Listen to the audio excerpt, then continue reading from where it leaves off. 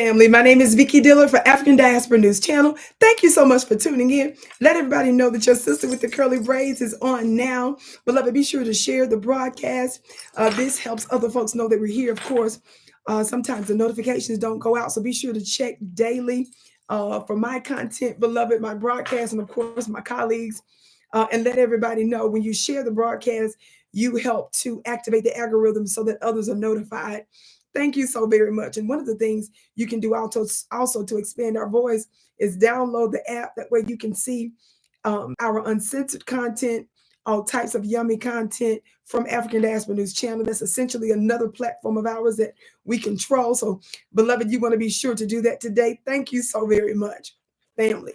Certainly, you have seen my coverage, back-to-back coverage for some time now on the Nigerian government and their partnerships with their brothers and sisters within the vicinity in the Sahel area, the changes that they're making in overthrowing colonial and oppressive forces, and in fact, ejecting them out of their country. This certainly has not come without consequence. I want to remind you again of something that the colonel and spokesperson for the leadership there, of course, the military leadership, Colonel Amadou Abadramande, said recently. Watch this clip. The US presence on the territory of the Republic of Niger is illegal and violates all the constitutional and democratic rules which would require the sovereign people, in particular through its elected representatives, to be consulted on the installation of a foreign army on its territory. The decision follows a visit by US officials. Abdraman said the US delegation did not follow diplomatic protocol and that Niger was not informed about the composition of the delegation, the date of its arrival, or the agenda. So he makes it clear, and I just, of course, wanted to remind you, many of you have seen that already, that he states that the U.S. presence there is illegal. Of course, in the previous broadcast that I've done, he talks about how the United States violated diplomatic protocols. Of course, this is in addition to its exploitation and commandeering of its land and, unfortunately, the sovereignty of its people. Well, family, one of the things that the colonel noted, and I believe that has gotten very little attention worldwide, that is the fact, and I'm going to quote him here. He says, quote, Niger regrets the intention of the American delegation to deny the sovereign Nigerian people the right to choose their partners and types of partnerships capable of truly helping them fight against terrorism. He goes on, and again, I'm quoting him. Also, the government of Niger forcefully denounces the condescending attitude accompanied by the threat of retaliation from the head of the American delegation towards the Nigerian government and people. He says that the U.S. American delegation who came to his country unannounced, without informing them of the delegation composition and without informing him of the date and the agenda. Not only did America throw her dirty weight around with her condescending and arrogant self, she threatens him. This piece goes on to say the U.S. Department of Defense did not immediately respond to a request for comment. I bet you didn't. Threaten them. Threaten retaliation. It's not your land, America. It's not your resources, America. It's not your people, America. You cannot say that we're not sounding the alarm here to prevent America from this train wreck that she's driving. When we bring up the malfeasance, the inhumanity that America is engaged in, it's because we want her to change course.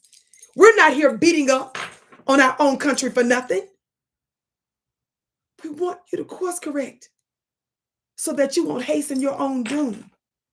What do you look like threatening retaliation against a country and a government that you need? Do you think that they don't have the energy and the wherewithal to defend itself? And it's a shame, America. For those of you that may or may not know, and I need to remind you of this, the United States and our Western partners are upset and trying to control the partnerships of the Nigerian government as well. Listen to this. Not only did the colonel inform the public that the U.S. delegation showed up unannounced without telling it of its informing it of its delegation composition, the date they were coming, or its agenda. But he added that the discussions were around the current military transition when they showed up unannounced.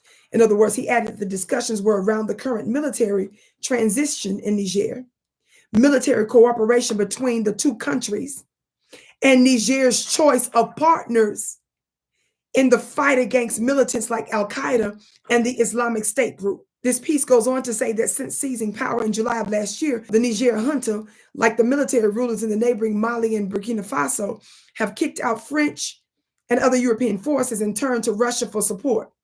So he makes it very clear that the United States wanted to tell them who to partner with in terms of putting down and effectively fighting terrorist groups linked to Al-Qaeda and the Islamic State group.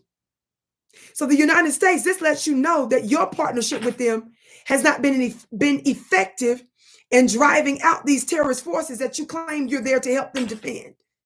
Why are you disagreeing with the fact that they're bringing in partners that they choose to fight these terrorist forces?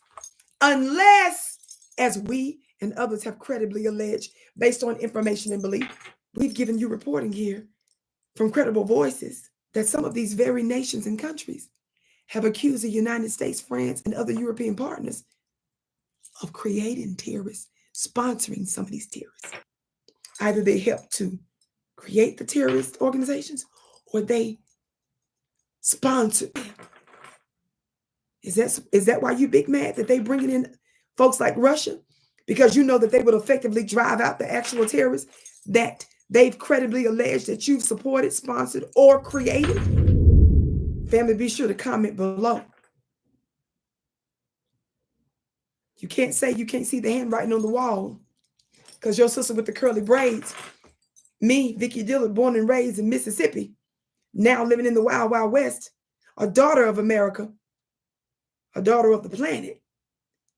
I keep sounding the alarm in hopes that you would slow your roll, America. But so far, you've refused to listen. Be sure, family, to follow me at Vicki Dillard.tv. That's my own channel, Vicki Dillard.tv. That's VICKI Dillard.tv. I can't wait to see you again.